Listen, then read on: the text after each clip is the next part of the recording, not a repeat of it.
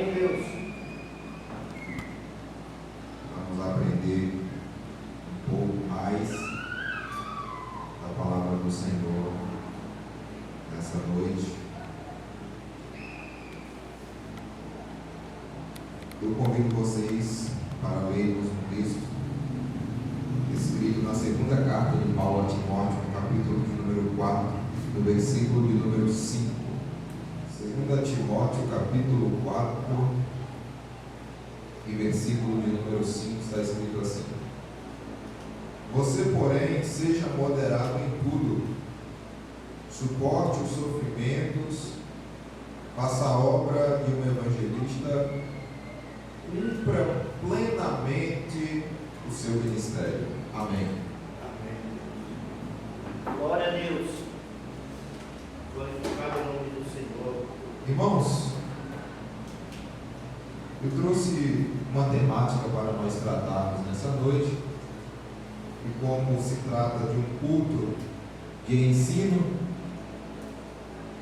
dentro desta abordagem falaremos sobre o seguinte tema: seja moderado em tudo.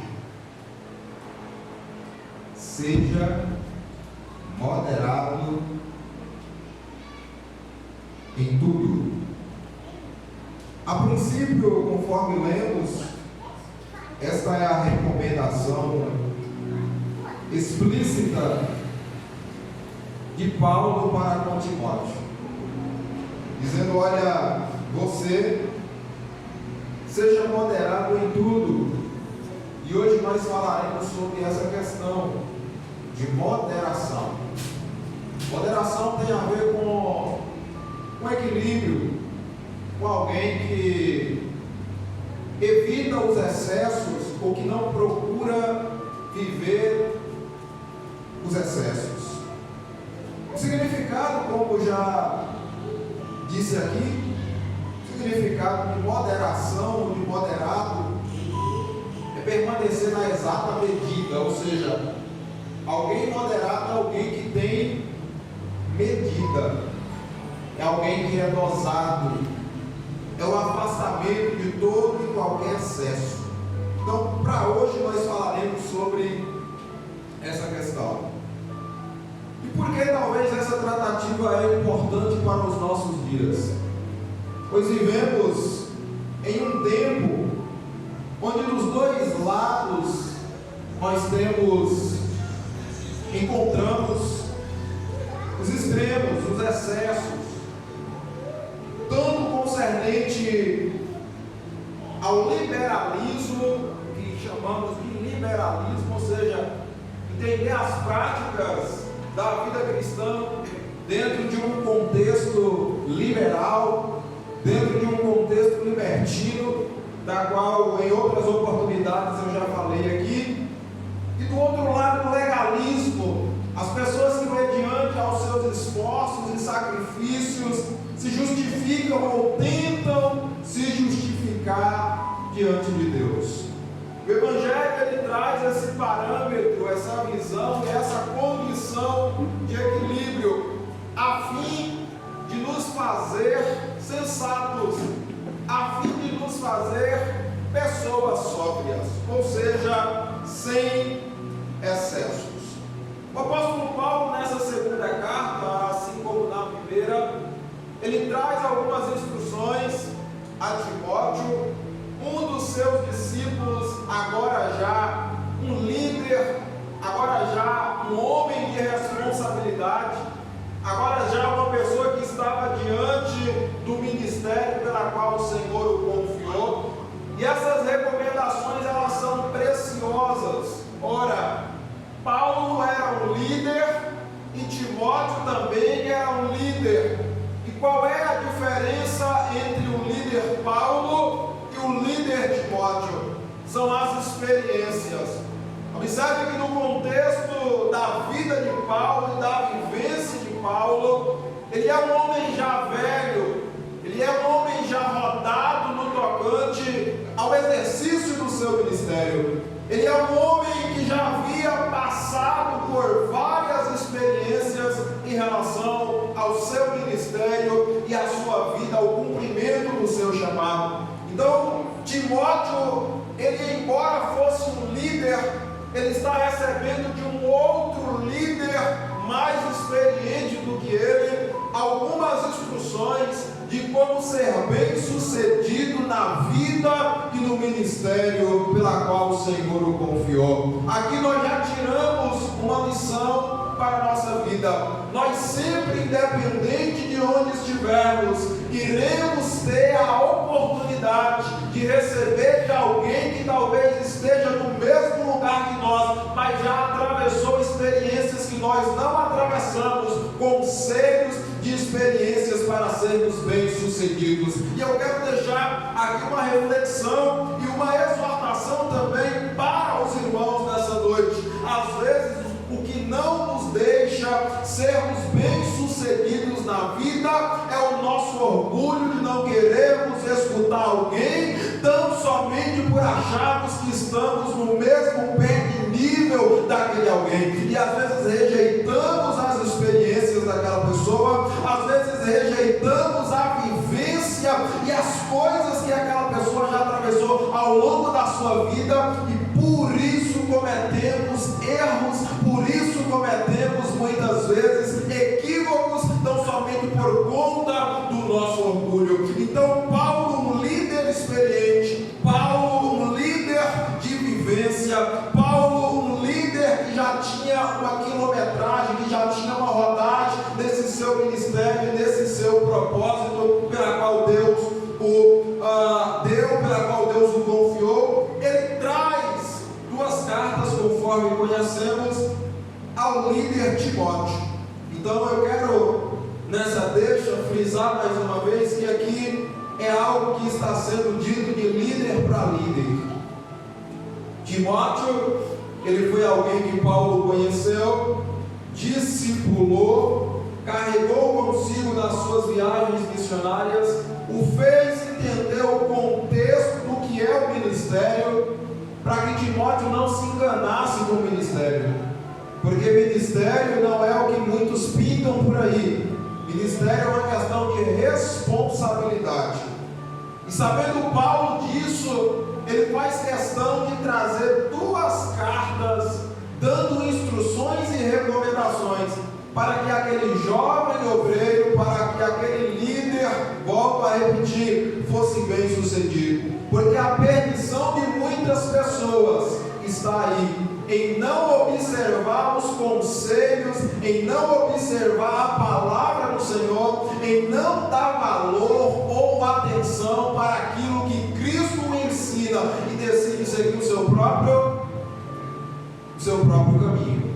É por isso que muita gente se perde, é por isso que muita gente cai, é por isso que muita gente, me permita usar essa expressão, quebra a cara, porque não ouvem os conselhos daqueles que são experientes desse mesmo caminho que ele começou a caminhar.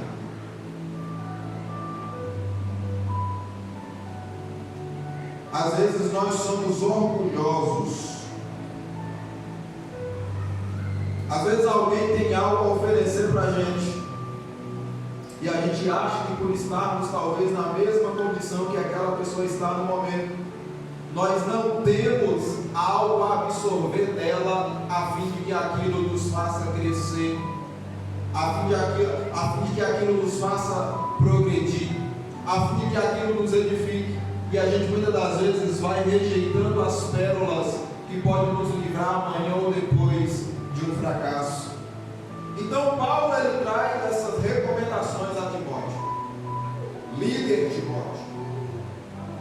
E tendo feitas várias recomendações, tendo passado várias orientações, nós chegamos no capítulo de número 4 da segunda carta.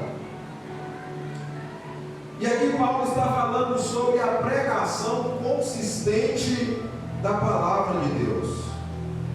Observe o versículo de número 1. Na presença de Deus e de Cristo Jesus, que há de julgar os vivos e os mortos por sua manifestação e por seu reino, eu exorto solenemente: pregue a palavra, esteja preparado a tempo e fora de tempo, repreenda, corrija, exorte com toda a paciência e doutrina.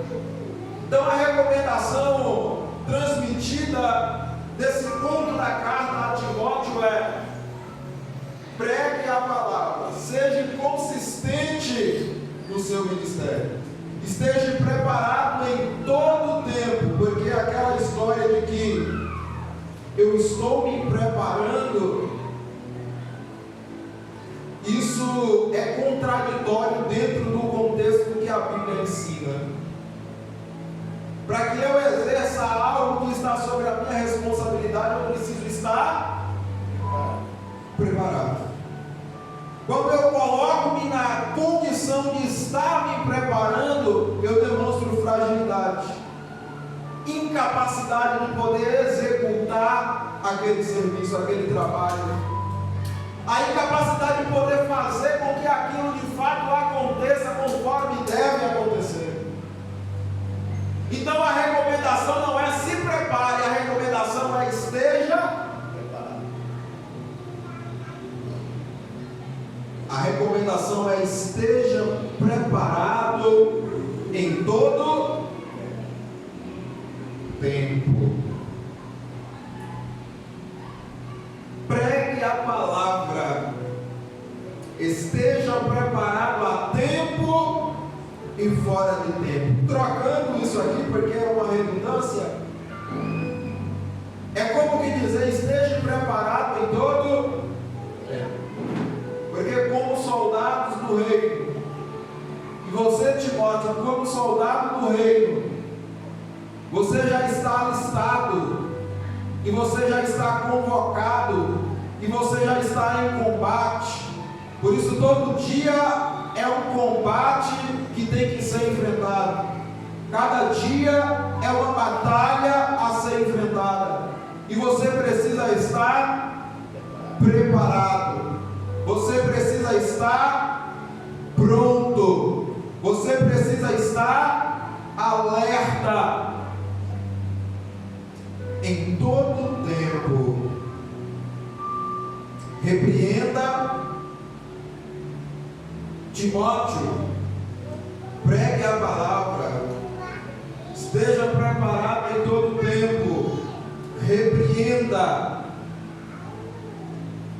Eu não quero me ater a isso aqui porque a temática é outra, mas apenas para contextualizar o que já estamos dizendo. Repreenda, porque o jovem Timóteo também precisava ter essa postura e esse comportamento e essa ação de repreender quem ele precisava repreender quando fosse necessário repreender, obviamente através da palavra de Deus. Corrija, exorte com toda paciência, seja paciente quando você for fazer isso, com toda paciência e doutrina. Ou seja, a repreensão, a correção, a exortação, ela precisa ser feita com paciência.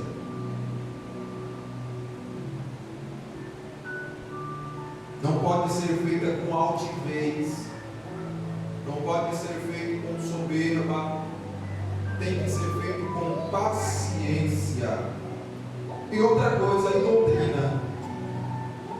Porque a igreja ela pode e precisa e deve ser repreendida com a doutrina, corrigida com a doutrina e exortada com a doutrina. E tão somente a doutrina, a sã doutrina. O 3, pois virá o tempo em que não suportarão essa doutrina. Isso é Paulo já prevenindo Timóteo acerca do que iria acontecer. Isso é alguém já alertando e abrindo os olhos daquele que estava iniciando a sua caminhada no ministério acerca daquilo que já iria ou já estava prestes a acontecer naqueles dias. Pois virá o tempo em que não suportarão a sã doutrina. Essa expressão sã doutrina é a doutrina verdadeira, é a doutrina pura, é a doutrina que não tem mistureba, é a doutrina que não tem, sabe, inclusões, invenções humanas. Essa é a sã doutrina. E Paulo está dizendo que viria o tempo em que não suportariam a sã doutrina. Essa doutrina não seria suportada em um determinado tempo. Sabe quando você não suporta uma coisa e você quer ficar longe dela? Quando você não suporta uma coisa e você quer a todo custo sair fora, se desviar, você quer correr, você quer, sabe, se esquivar. É isso que Paulo está dizendo. Vai chegar um tempo em que não suportarão essa doutrina. Ao contrário, sentindo coceira dos ouvidos, juntarão mestres para si mesmos, segundo os seus próprios desejos. Ou seja, Paulo já está prevenindo Timóteo acerca do que iria acontecer. Pronto. Então aqui ele está dizendo: ó, você pregue, você esteja preparado em todo o tempo, você repreenda, você corrija, você exorte com toda paciência e doutrina, pois virá o tempo em que eles não suportarão a sã doutrina, mas tendo coceira dos ouvidos, ajuntarão para si mestres que dirão ou pregarão conforme os seus desejos. O quarto, eles se recusarão a dar ouvidos à verdade, voltando-se para os mitos. Ponto. Então o contexto aqui é: você precisa estar preparado em todo o tempo, pregar a palavra, corrigir, exortar.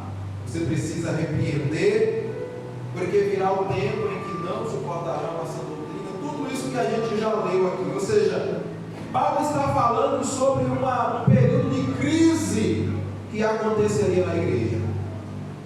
Paulo está falando sobre uma crise que sobreviria sobre a igreja, que a igreja enfrentaria.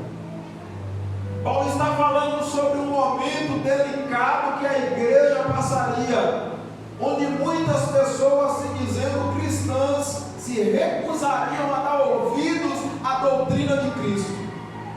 Paulo está mencionando um tempo que viria, onde as pessoas, se dizendo ser cristãs, não estariam vinculadas à vontade, aos princípios de Cristo. Pelo contrário, elas se recusariam a ouvir esses princípios, essas verdades. Elas rejeitariam essas coisas e amontoariam para si homens que pregassem conforme os seus desejos, ou seus próprios desejos.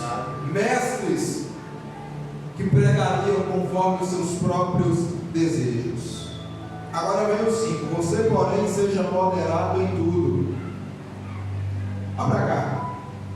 Paulo está dizendo: ó, esse tempo vai chegar, onde vai ter gente que não vai suportar essa doutrina, onde vai ter gente que vai se recusar a ouvir a verdade. E eu sei que essa não é uma novidade do nosso tempo, e nem é algo exclusivo da nossa época. Quando nós falamos sobre a apostasia está ligada ao abandono da fé. Ou seja, a apostasia é um conceito, ou traz como conceito, alguém que se afasta da fé, alguém que vai abandonando a fé.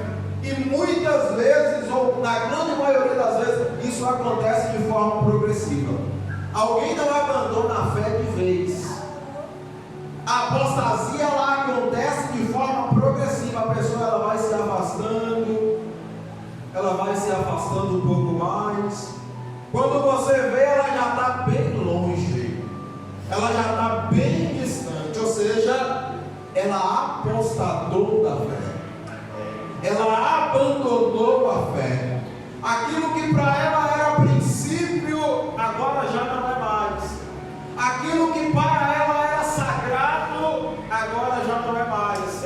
Aquilo que ela tinha temor, agora ela já não tem mais. A palavra que para ela era alimento, agora já não serve mais. A verdade que para ela era o caminho, agora já não é mais. Ou seja, ela abandonou a sua fé, ela apostatou da sua fé. Como a gente costuma dizer, ela se desviou do caminho.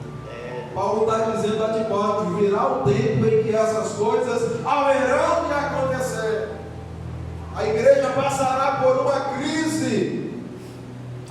Muita gente que se diz cristã vai querer ouvir apenas o que elas desejam ouvir e não o que Cristo tem para lhes dizer. Paulo está dizendo a Timóteo: essa crise vai chegar. Te prepare, Timóteo. Essas coisas vão acontecer e não tem para onde. Mas você seja moderado em tudo. Vá para cá. Hoje nós vivemos em uma época onde todas essas coisas que Paulo disse aqui estão acontecendo. Você olha para um lado, você vê gente que se diz cristã cometendo todo tipo de ato deliberadamente, como se aquilo fosse a coisa mais normal do mundo. E quando você olha a palavra, você vê que Deus rejeita aquilo. Deus.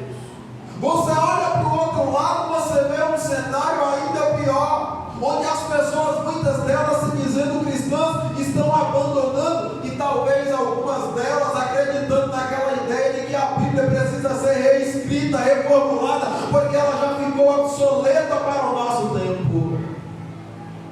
Quando você olha para um lado e você olha para o outro, você encontra essas coisas. E aqueles que ainda são arautos da verdade, aqueles que ainda estão firmes na palavra e na sua doutrina, aqueles que ainda são perseverantes naquilo que o Senhor os confiou, no ministério que o Senhor os confiou, eles são anônimos, eles são desprezados, e isso não é uma novidade, o fato deles serem desprezados, pois se o seu próprio Senhor foi desprezado, quem dera ele, quem dera nós. Mas apenas falando do cenário que Paulo revela a Timóteo que haveria de acontecer, onde chegaria um tempo em que as pessoas não iriam suportar ouvir essa doutrina. Eu cresci ouvindo, irmãos, uma frase que obviamente fazia parte da liturgia de onde congregávamos, que era o seguinte: culto de doutrina. E é óbvio que nós que damos esses títulos para os cultos por uma ocasião específica que ali irá ser realizada. Comumente se vê por aí culto de jovens, culto de departamento X, departamento Y, mas comumente eu ouvia falar sobre esse culto de doutrina ou culto de ensino. Esse culto era como um culto que está acontecendo nessa noite, onde a prioridade não seria louvor, a prioridade não seria música, a prioridade não seria testemunho, a prioridade seria a aplicação, a exposição e a aplicação da palavra. Aleluia. A prioridade seria abrir a palavra e discorrer sobre os ensinos do Senhor, os entendendo, os compreendendo e fazendo com que eles fossem aplicados na nossa vida e no nosso dia a dia. Eu ouvi muito falar sobre isso, sobre culto de ensino, sobre culto de doutrina.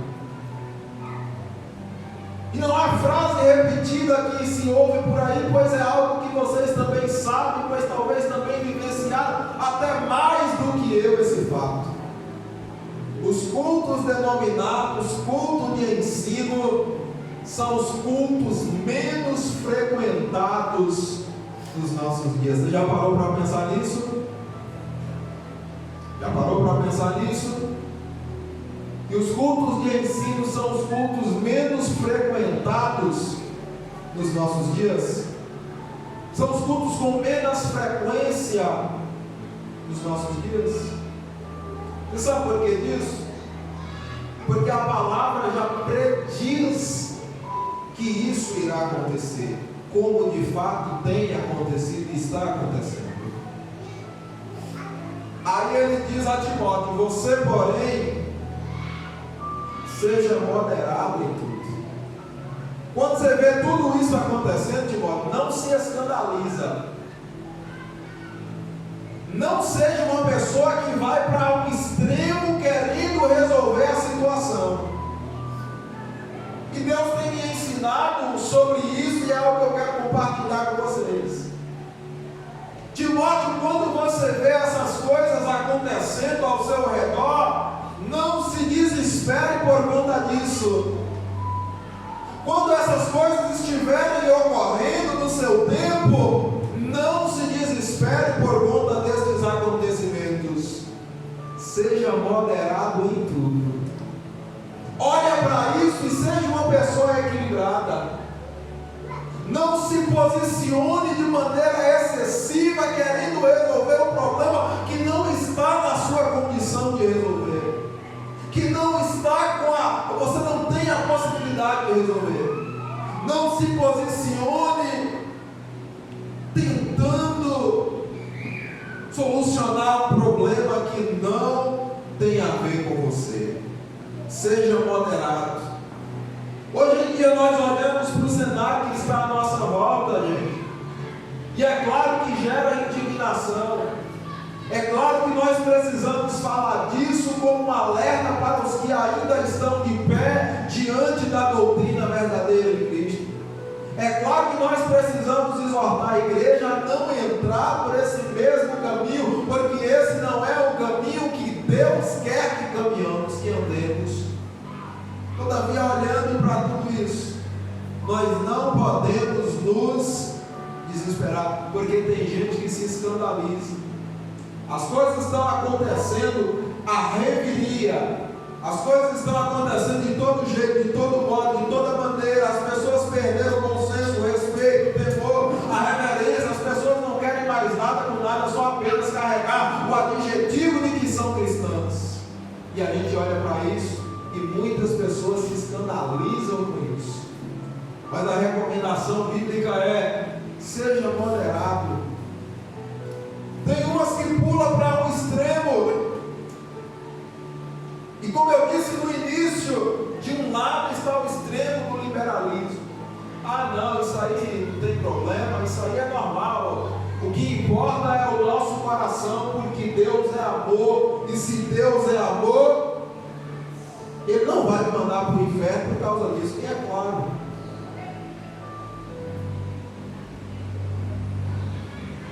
Aí elas abandonam todos os princípios da palavra sobre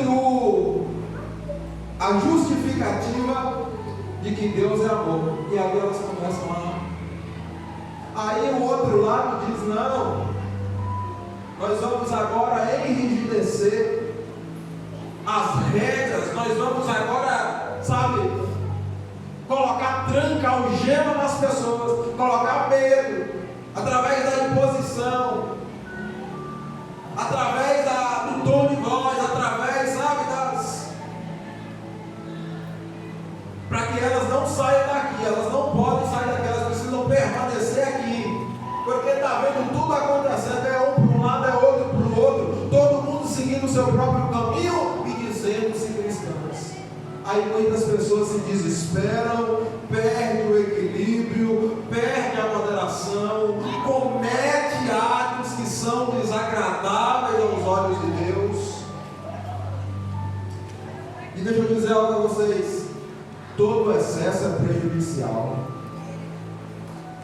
A liberdade em excesso, ela é prejudicial. Você sabe por que existem leis? Você sabe por que em toda nação precisa existir lei?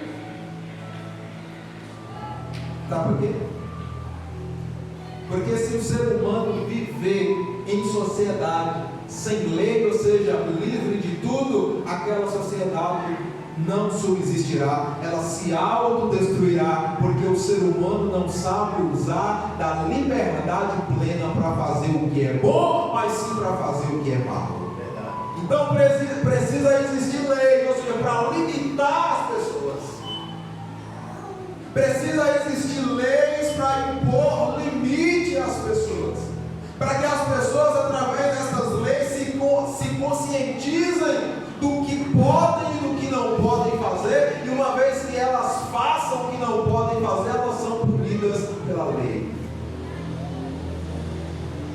Então todo excesso ele é prejudicial, inclusive o excesso da liberdade. Existe uma expressão em Gálatas, capítulo de número 5, no capítulo de número 6, salvo engano, onde Paulo fala sobre a libertinagem. Libertinagem nada mais, nada menos é do que o excesso da liberdade.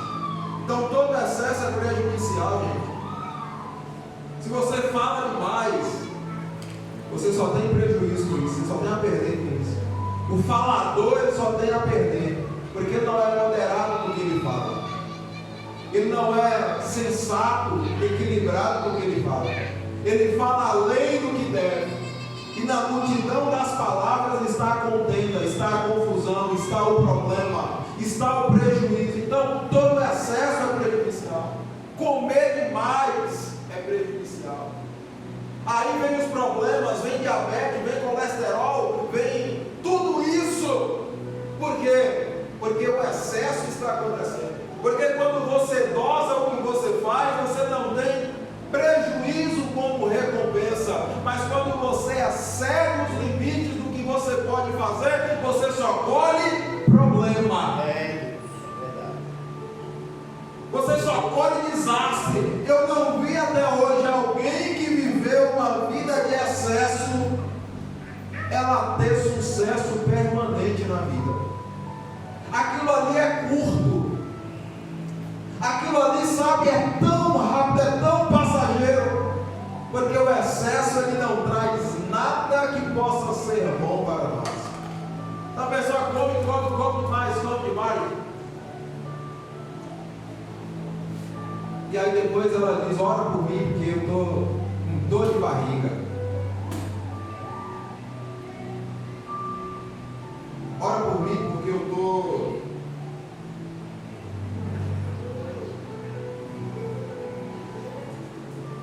estou com diabetes. Agora tem que tomar insulina, não tem jeito. É a semente que nasceu e começou a produzir os maus frutos. E o que eu vou querer dizer com isso? Excesso.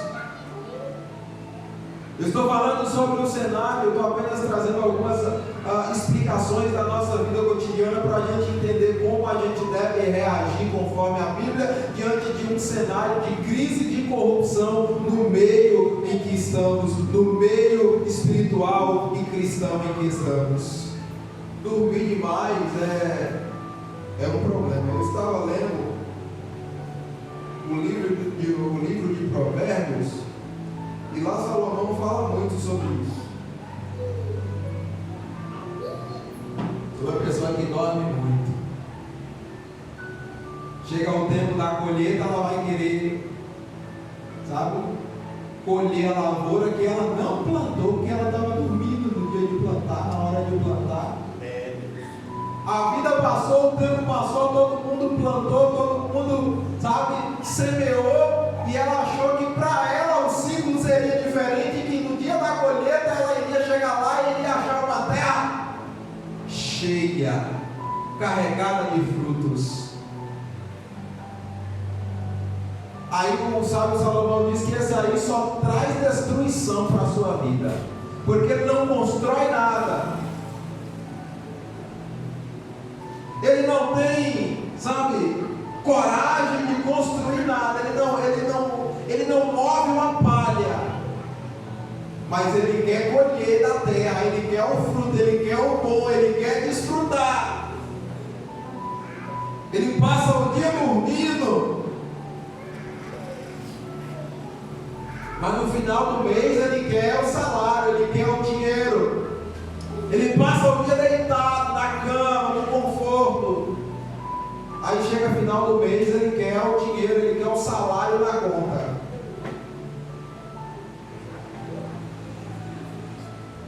Dormir é bom. Me permita usar essa expressão de leigo mesmo, mas é algo que é comumente usado para falar sobre o benefício do sono. Alguém que não dorme bem, ela é mal-humorada. Alguém que não dorme bem, ela não tem disposição para as suas atividades. Alguém que não dorme bem, ela tem algumas disfunções, porque o seu corpo reage diante daquilo. Porque o sono é um alimento para o nosso corpo. Agora, dormir demais é um problema, porque traz destruição conforme a Bíblia. Só traz desastre. Então, por que eu estou dizendo isso? Eu estou falando de excessos.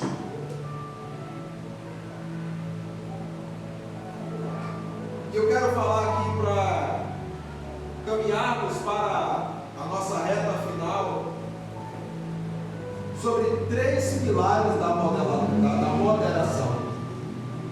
E um desses pilares é a sabedoria.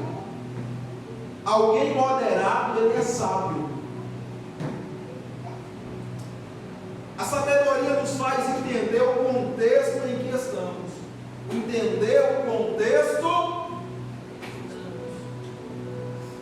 E que Paulo diz para Timóteo: virá um tempo aí em que tudo isso que você está vivendo vai ser banalizado por muita gente. Está vindo um tempo duro aí onde você talvez vai ser uma das exclusividades a permanecer. Você vai ser um remanescente. Porém, seja moderado em tudo. Então, o primeiro pilar de alguém moderado é a sabedoria. A sabedoria nos faz entender o contexto em que estamos. Entender o contexto. Deixa eu te perguntar uma coisa aqui. Você entende o contexto em que você está? Só entende o contexto em que está quem tem sabedoria. Só entende o contexto em que está quem tem sabedoria. Quem recebeu de Deus sabedoria? Verdade, isso. Quem não tem sabedoria entende tudo dentro da normalidade.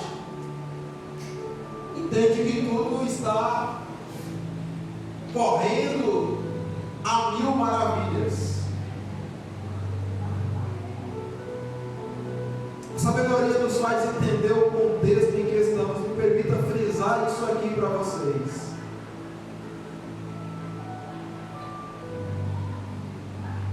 E agir proativamente a situação,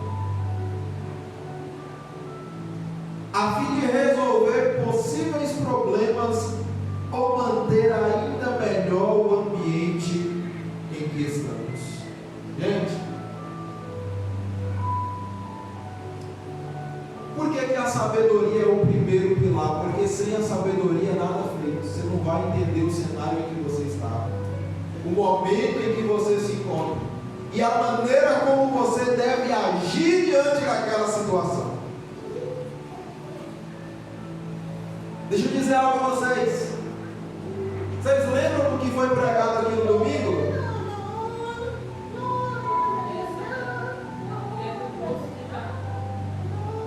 Exatamente. Capítulo 4 de João.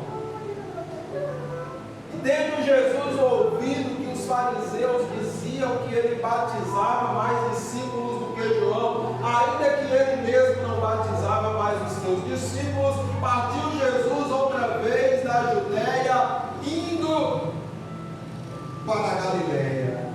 E aí você me pergunta, o que isso tem a ver com o que você está falando? Quando Jesus ouviu dizer, os fariseus estavam dizendo que ele estava batizando mais discípulos do que João, ainda que não era ele que estava fazendo isso, mas seus discípulos. O que Jesus faz? Ele se retira da Judéia. Ele entendeu o contexto, o que estava acontecendo naquele momento. Ele entendeu o cenário que estava ao seu redor. E ele sabiamente faz o que? Se retira.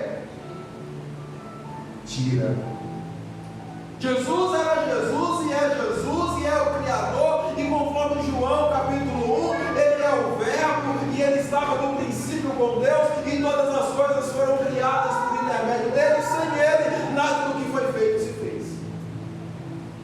Ele é esse mesmo que o texto está dizendo. Ele é esse mesmo que o texto está dizendo, que tendo tendo ouvido que os fariseus diziam que ele batizava mais discípulos do que João, ele se retira da Judéia e vai outra vez para Galileia. Jesus, por ser o Criador de todas as coisas, poderia deixar essa ação partir de João. João dizer: não, eu vou sair. Ou então dizer: deixa todo mundo falar, isso não vai adiantar nada mesmo. Mas Jesus sabiamente faz o que? Ele se retira. Ele sai do ambiente que aquilo está acontecendo e ele procura ir para outro ambiente, porque aquela seria a resolução do problema. Jesus, ele vai e ele corta o mal pela raiz. Ele não discutiu na ocasião com os fariseus.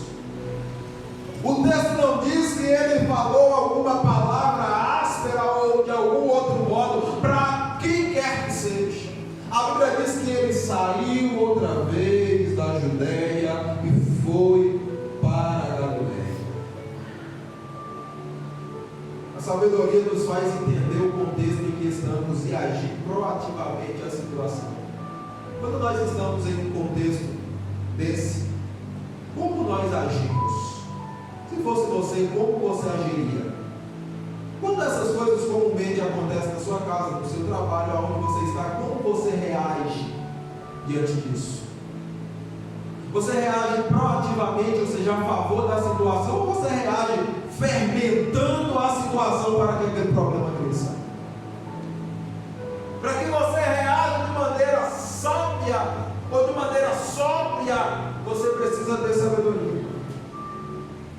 Para que você se mostre moderado naquela situação, você precisa. E o que isso tem a ver com moderação então? Mas Jesus não é Jesus, não é Jesus, não é o Criador, não é o dono de tudo, não é o mantenedor, o sustentador de todas as coisas. Ele não tem todo o poder, toda a autoridade, toda a majestade nas suas mãos. Ele poderia dizer muito bem: não, eu vou continuar aqui, e quem quiser sair, que saia, quem quiser falar, que fale. Mas ele não agiu por aquilo que ele era, ele agiu por aquilo que era para ser feito, para cessar com o problema, para acabar com o problema, para dar um ponto, para colocar um ponto final na situação. Ele abdicou de todos esses direitos e prerrogativas que tinha e saiu daquele ambiente, entendeu o cenário, saiu daquele cenário e se colocou em outro cenário.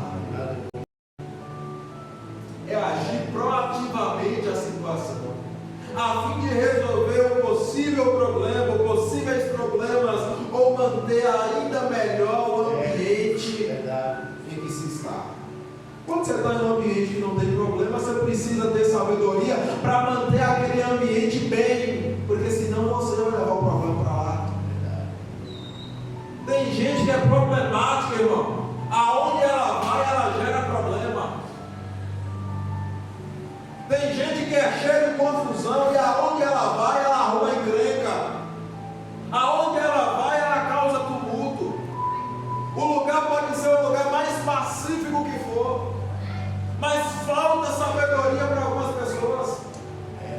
Tem pessoas que não têm bom senso, e como nós estamos falando sobre moderação, tem pessoas que não têm moderação. Tem pessoas que não têm respeito. Tem pessoas que não têm bom senso.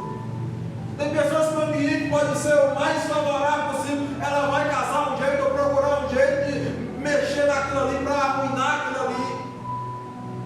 Tem gente que é excessiva, ou ela fala demais, ou ela brinca demais. Você sabia que até para brincar tem hora?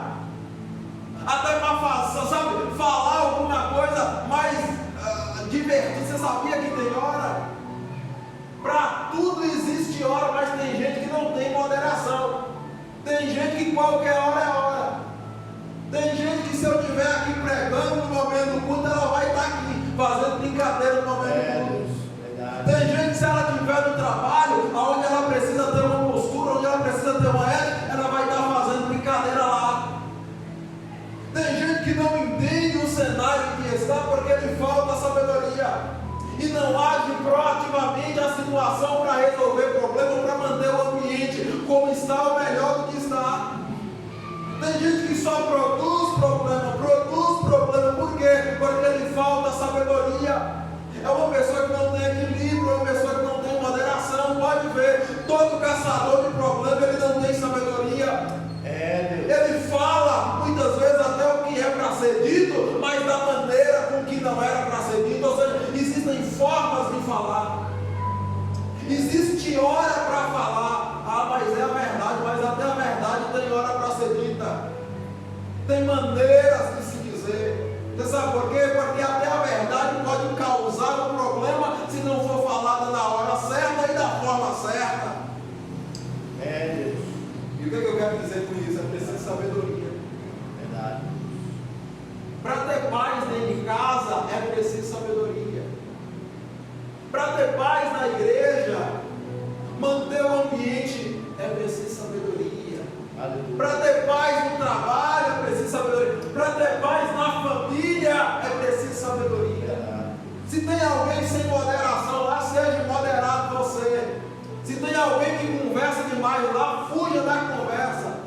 Eu sempre digo a minha esposa o seguinte: quando eu estiver em um lugar que estiver conversando demais, saia de lá, procure outro lugar, saia fora, fuja daquilo ali. Aquilo ali não vai trazer benefício, aquilo ali pode até trazer contenda, aquilo ali pode até trazer problema, aquilo ali pode até gerar uma situação que vai te prejudicar, simplesmente pelo fato de você ter estado lá. Então saia fora, haja com sabedoria. Não é porque você vai estar desprezando ou rejeitando quem está lá, é porque você vai estar se preservando de um possível problema. Aleluia, é verdade.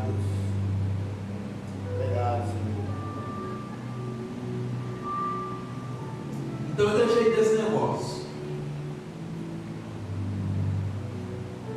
Tem hora que é para ser sério, tem hora que eu preciso, eu vou tratar com vocês com seriedade. Deus. Viu? Verdade. Com respeito, sempre com respeito. Porque tenho maior consideração, amor por vocês e vocês sabem disso. Amém. Mas na hora de tratar as coisas sérias, não vai ser com gracinha, não vai ser com risadinha, não vai ser com, sabe, com coisinha, vai ser com seriedade. Porque coisa séria não é para ser tratada com relaxo. Isso é o que? Isso é equilíbrio. Mas também vai ter a hora que eu vou sentar com vocês para poder sorrir, para poder contar um caso, para poder falar de um assunto e dar risada, para poder participar de um momento de confraternização, de um ambiente mais extrovertido. Vai ter esse momento também, mas não vai ter só um momento de brincadeira. Sabe por quê? Porque senão eu vou deixar de ser uma pessoa moderada. Isso não é bom para nós como cristãos. Igual meu relacionamento, minha esposa e o relacionamento dela comigo. Tem hora que é hora de falar das coisas sérias. Não tem risadinha, não tem brincadeirinha, não tem. É hora de tratar das coisas sérias. É sentar e conversar, é sentar e explicar, é sentar e resolver se tiver que resolver alguma coisa. Pronto. Agora na hora de brincar, é hora de brincar. A hora de ficar calado é a hora de ficar calado, porque nem toda hora é hora de conversar.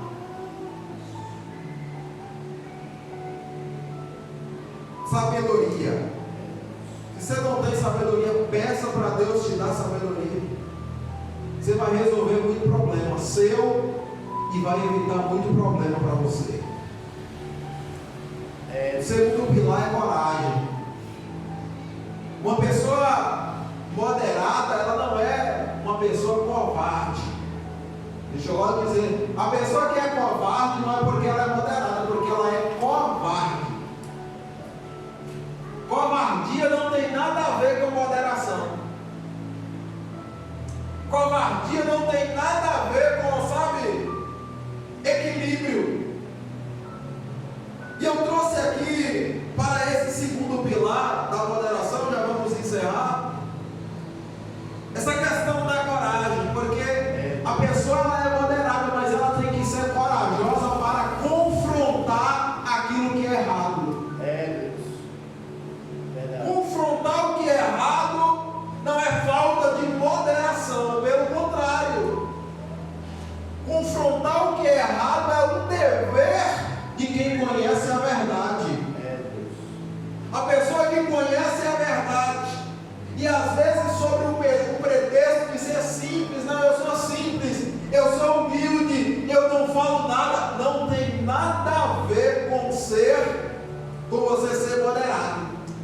tem a ver com você ser covarde.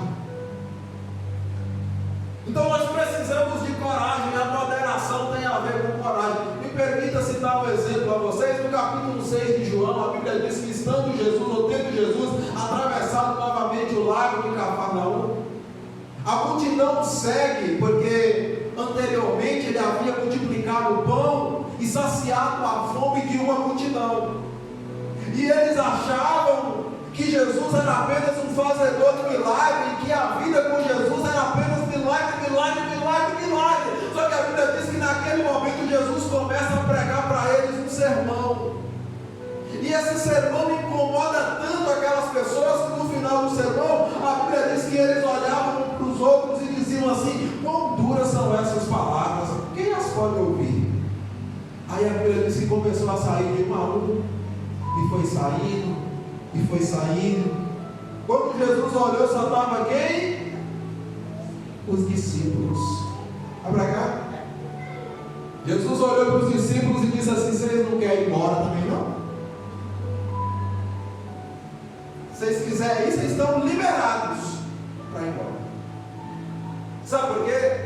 O líder, o cristão, ele tem que ter coragem para poder confrontar as coisas. Ele tem que entender o cenário através da sabedoria, e ele tem que agir conforme é necessário que ele haja, e para que ele haja é necessário que ele tenha coragem. Porque o que não tem coragem, ele vai dizer: nossa, eles foram embora, vai lá Pedro atrás deles, vai João, busca eles de volta. Não, não era isso que eu queria dizer, eles me entenderam errado. Não foi sobre esse assunto que eu queria falar. Eu acho que eu exagerei aqui. Covarde. Tem gente que deixa de falar a verdade sob o pretexto de ser equilibrado, mas é covarde. Como eu disse, a verdade tem hora para ser dita e tem maneiras de ser dita, mas ela não pode deixar de ser dita. Porque quando eu deixo de dizer a verdade, eu me torno omisso em relação ao que está sendo feito, e cúmplice do que está acontecendo. Vocês não querem ir embora também, não? Pronto, a pessoa moderada, ela tem que ter coragem para confrontar, coragem também para desagradar. Porque quem busca agradar todo mundo só acaba na pior.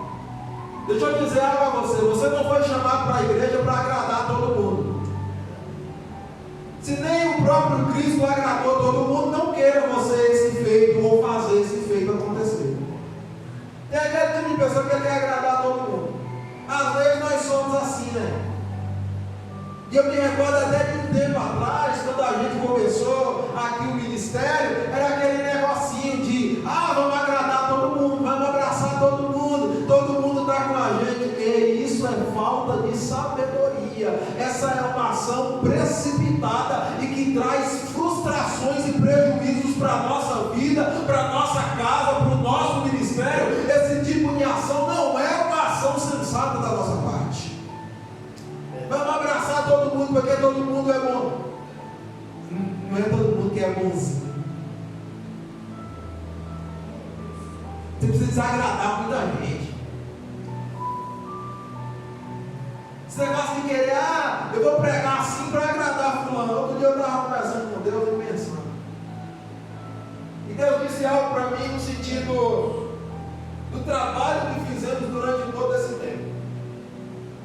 E eu ali naquela meditação com Deus, eu até comentei isso com minha esposa, e o Senhor me fez entender que às vezes, ou por vezes, eu fui muito excessivo em algumas coisas. Por exemplo, em pregar muito uma pauta, e esquecer que a Bíblia ou o Evangelho, a vida cristã, não se resume só a isso. É só amor para cá, amor para lá, liberdade para cá, liberdade para lá, e nego que pinta, e nego que borda, porque Deus é amor. E não é isso. Precisa existir coragem para confrontar. Deus ama o pecador, mas Ele trata o pecado com desprezo, e nós precisamos dizer isso. isso, nós precisamos falar sobre santidade, nós precisamos falar sobre arrependimento, nós precisamos falar a verdade do Evangelho, ainda que isso vá confrontar a vontade e o querer de outras pessoas. Isso não pode deixar de ser dito, gente. Deus. Verdade. Você tem coragem na sua casa, você precisa ter coragem no seu emprego para falar o que tem que falar, com sabedoria, com respeito, como eu disse, mas para falar. Se tem que ser dito, tem que ser dito. Aquilo pode produzir um efeito imediato, até contrário, mas com o passar do tempo, aquilo vai trazer benefício para você e também para outros. Aí a gente fica, não, eu não falo não, porque vai causar problema. Mas você já está tendo problema.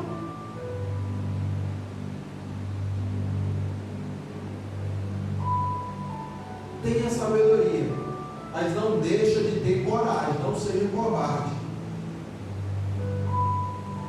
Porque Jesus, ele não foi um exemplo de um líder covarde, de uma pessoa covarde. Jesus, ele tinha coragem para dedéu, como a gente diz. Pronto. Deus. Tem que ter coragem, meu irmão.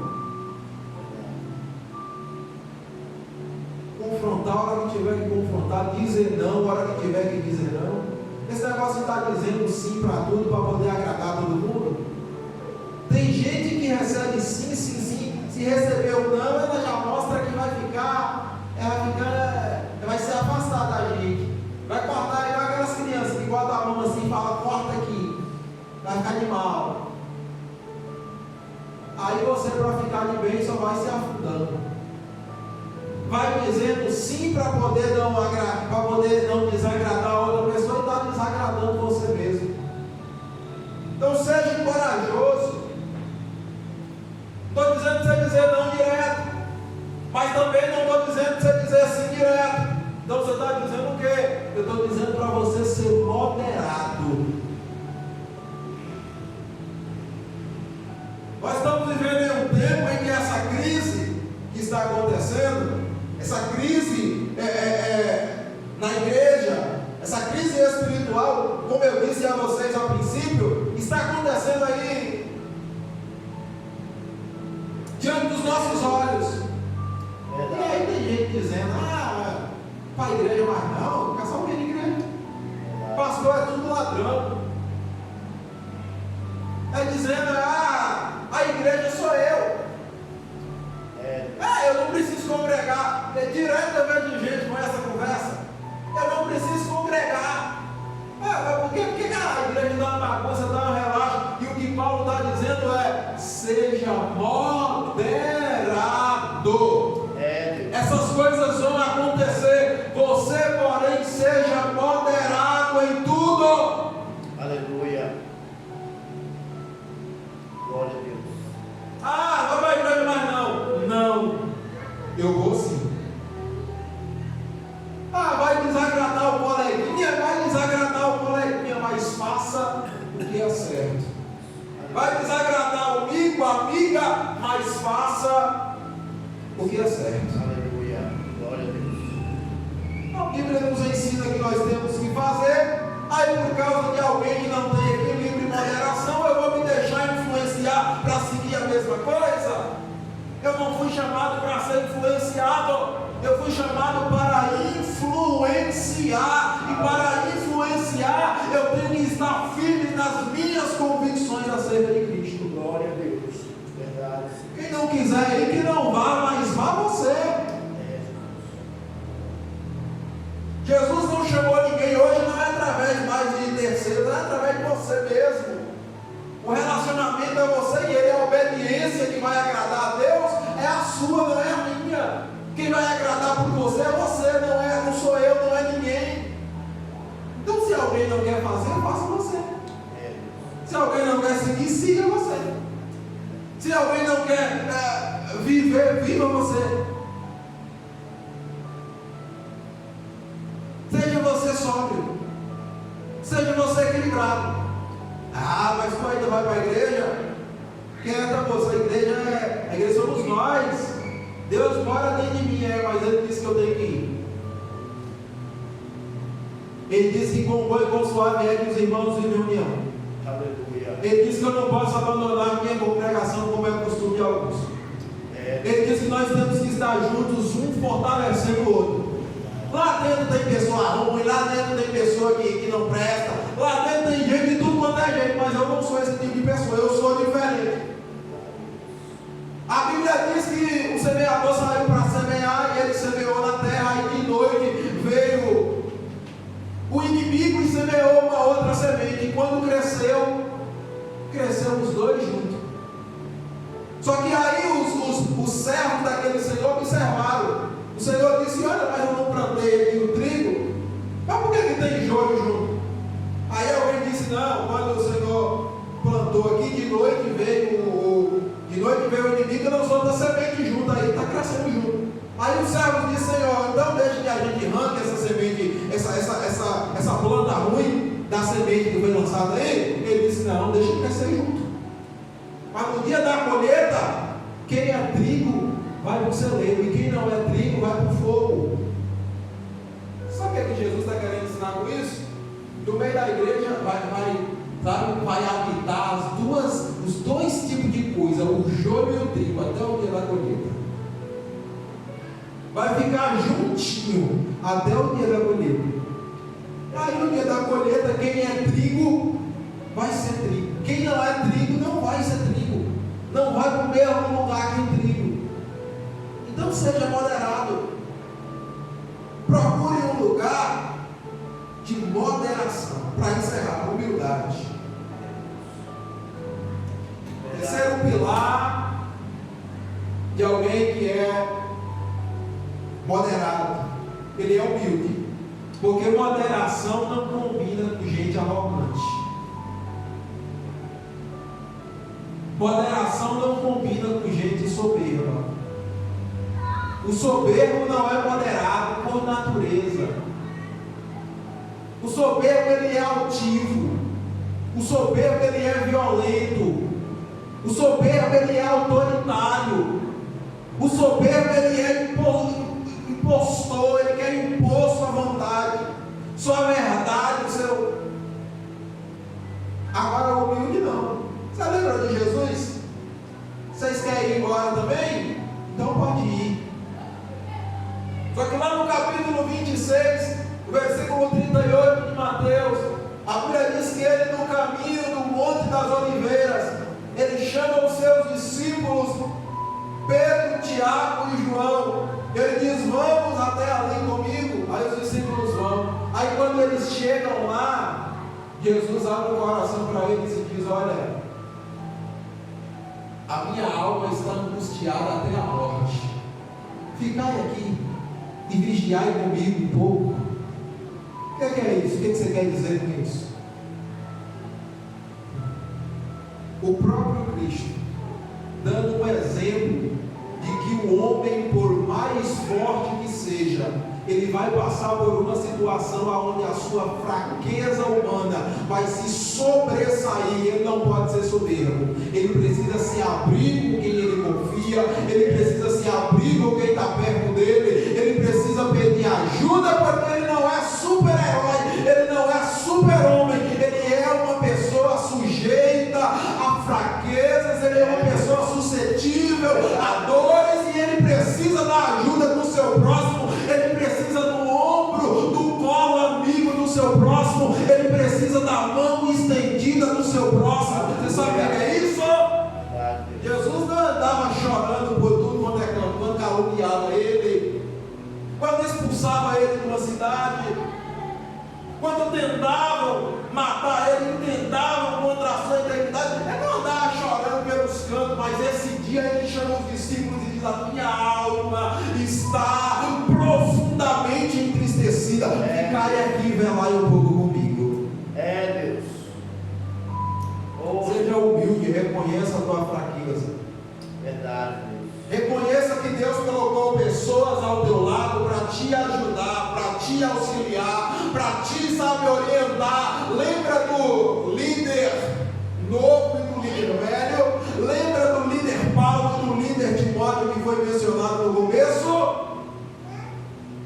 Deus coloca pessoas no teu caminho veio para te ajudar a ter êxito nos momentos em que as tuas forças Deus. se acabam. Verdade, Deus. Sabedoria, coragem e humildade. Aleluia. Os 3 pilares da moderação. Aleluia. Seja moderado. Essas pessoas que dizem assim, eu não vou de igreja não, porque lá é tudo. Deus. Se tem uma coisa que lhes falta é humildade, elas acham que é melhor do que todo mundo que está lá. Está todo mundo errado para elas, só elas estão certas lá fora. Verdade. Só elas estão certas. O resto está todo mundo errado, todo mundo equivocado. Não tem nenhum lugar que serve. Outro dia eu vi um comentário do tipo, não tem lugar para mim. Então você tem que ir para o céu, morre. Porque a pessoa dizer que não tem lugar para ela? É, Jesus. Verdade. Deus me ensinou por esses dias sobre a moderação. É, Jesus. Hoje eu paro para conversar com quem quer que seja ele da denominação X, seja ele da denominação Y, seja ele de nenhuma denominação, porque eu sei que eu posso aprender alguma coisa de útil com ele, mas também ensinar alguma coisa de útil que pode mudar a vida dele. Então eu preciso ser moderado, não posso absorver tudo que ele traz para mim, e também não posso querer que ele absorva tudo que eu lhe disser. Aleluia. A vida é assim. Que Deus abençoe. Verdade. Obrigado pela paciência e pela atenção. Davi, meu filho, você vai ser o porteiro. Vamos orar. Soberano Senhor, nós te louvamos. Sim, Pois estamos aqui reunidos nessa casa, louvando o teu nome, falando da tua palavra que é santa e magnífica.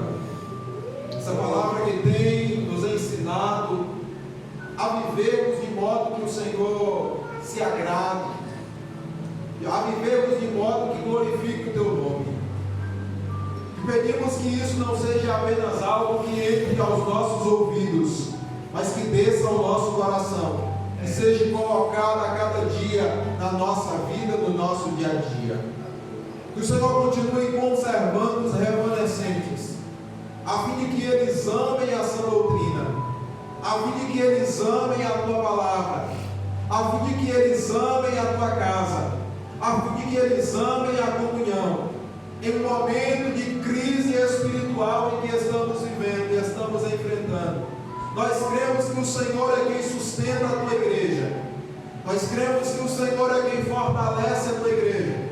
Nós cremos que o Senhor é quem dá ânimo, ó Pai amado, para os teus filhos não desistirem ao longo desta caminhada, desta jornada. Que a moderação seja algo presente em nós, que o equilíbrio seja algo presente em nós.